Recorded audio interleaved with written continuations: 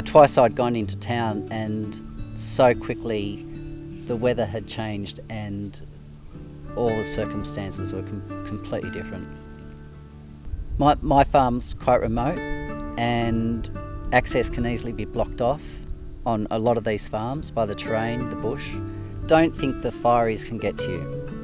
They're under-resourced, the fire fronts are big and they could be getting worse, but you really need to take your own responsibility, have your pumps going and all that sort of stuff. And that means talking to your community, talking to your neighbours, talking to your neighbours' neighbours, and have phone numbers and constantly talk, which is what we did. And actually it was really nice. It was great.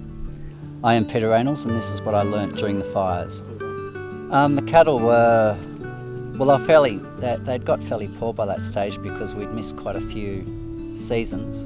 As the fires approached, everyone, like all of us, were getting pretty stressed.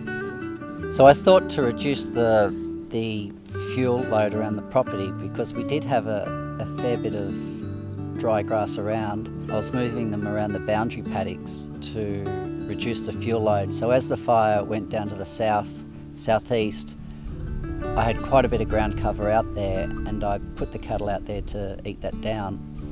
We're probably one of the few farms that actually had a lot of grass, and so I concentrated the cattle in one spot to actually get the fuel load down in case we were to get a dry southerly come through and blow sparks across our farm. The fire started coming closer. My neighbour and I, we talk all the time, and we just knew that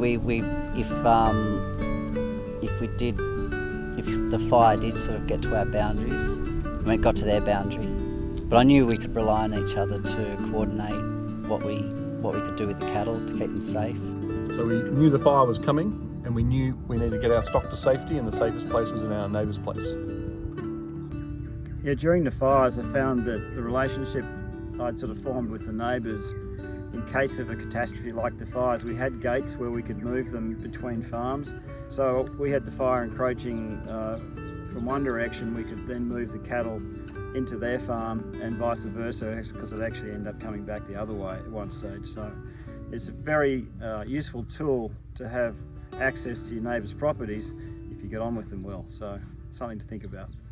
So the gates between myself and my neighbours are all unlocked, closed of course, but there would be, in the event of emergency, if we get the spot fires come across, there wouldn't have been a problem to get stock, to cross stock over the boundaries through those gates into their property.